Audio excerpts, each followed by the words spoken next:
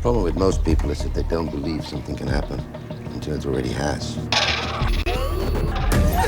We intercepted a communique from an Indian general saying they were fighting the Rakshasa. Translation, zombies. The way that this project came about is I believe it was the summer of 2006. The manuscript for, at that time, an unpublished book, World War Z by Max Brooks, was sent to us, and we really responded to it. We thought it was incredibly clever and did something that was potentially very new, which was to take zombies and put them inside of a completely real-world scenario, and also have something of global scale, which felt like an amazing opportunity. And we just fell in love with the project, and luckily for us, Paramount ended up winning kind of an auction for the rights, and that started a long journey of developing screenplays that ultimately progressed to the place where we could make the film. He wants a what? Deadly pathogen with a high mortality rate, but curable. Brad read a draft, and it dawned on him how ambitious it was. And I also think he is someone who appreciates very much living borderlessly, and this movie was a way to understand the geometry of the globe that he appreciates and lives by.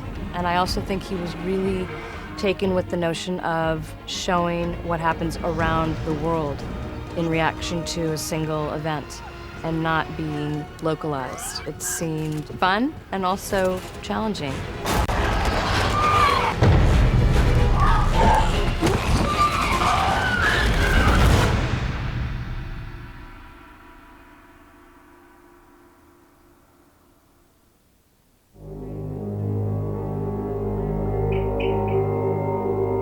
Plan B sent me the book one day, and I didn't know anything about the book, and I just started reading it and thought this was just a great read. Then I called them and said, this is something I'm really interested in, and I want to sit down and have a conversation with you guys about it. So we met and we spoke about it and talked about it, and obviously the book doesn't lend itself to a filmic narrative because of the episodic nature of the book, and it has all these stories within itself. It's set 10 years after the zombie war has ended, and it is a series of interviews from people in all walks of life who had completely different experiences of this war. And so you get all of these tiny snippets, and it creates a collage of what this experience might have been.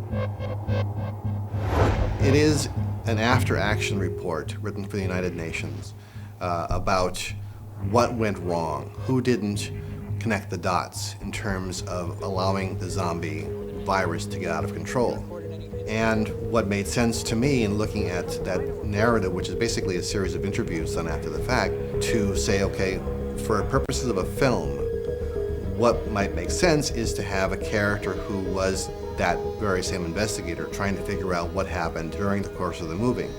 It's patient zero from India. That's the problem. There's so many potential sources in play that no one knows where it began. Every film is a patient zero, and every virus is a patient zero, and that will tell you how it got started, and I can tell you, therefore, how to stop it. So for me, the great challenge and the opportunity was to take this book and turn it into a detective story. If we knew where this thing started, then we'd have a chance of developing a vaccine to stop it. I think Brad is very focused on authenticity and that things feel believable and real and logical. And I also think Marc Forster comes from naturalistic filmmaking, whether it's Monsters Ball or Finding Neverland or his Bond film. So I think he likes to be in reality. I think that's where he also feels very comfortable.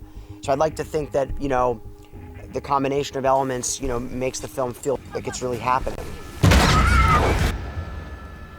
I think that the great thing is about Max Brooks' book, he set the book in this very real frame and that sort of framework of reality. And that's what really interested me, because I was thinking I wanted to create a movie that feels very real, and you're in a world and feel like this could happen right now, this minute, to any one of us. And a lot of people are living constantly in this fear at this day and age that the world can change any given moment. And we have seen it change. Like the best example in recent history is obviously 9/11, how everything changed from one moment to the next. My guys will get you, and you assist the doctor pursuing leads. My guys will get you out. I can't leave my family. the film focuses on Jerry Lane, who is a UN investigator, and you understand that he used to work in these places where, you know, crises exist, but now he sort of retreated more to focus on his family and live a more normal life. Well, the notion was, what does it feel like if you're in the middle of kind of your everyday goings-on and all of a sudden an enormous thing erupts?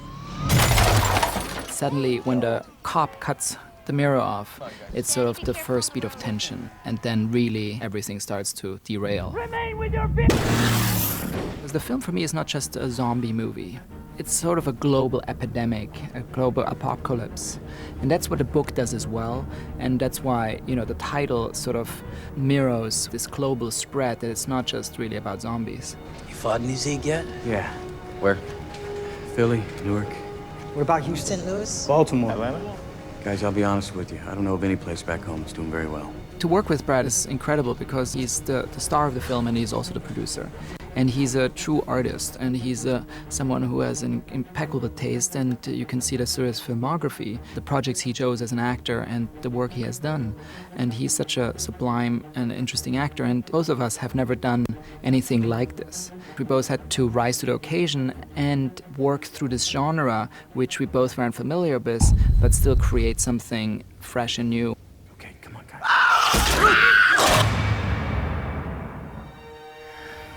Baby doll. Daddy's gotta go to work. The family is so important because ultimately one of the most important decisions in the film is if he either stays with his family and protects them, or he basically tries to save the world. If I go, you, the girls, Tommy have a place to stay. If I don't, back in Philly tonight. It was very important to choose as his wife someone who has a strength, but at the same time has a vulnerability. And I think Mireille Enos has all these qualities, and you know, most people are familiar with her on sort of TV show The Killing, and she came in and did a reading, and I thought her reading was so beautiful because it was so truthful, but at the same time there was a strength and this vulnerability, and she had all the different layers I just saw in that character. Yeah, everything's okay. I'm okay. That's the spirit. I come from a cinema which is character-driven, so that's the cinema I started with. The stories I started telling were always character-driven movies, and that's what I connect with, and what is the character's journey, and how do I connect with that character emotionally. And once I have that, you know, you can go as big as you want because you always remain with that. You have to begin with the character, and then you can explore any world you want.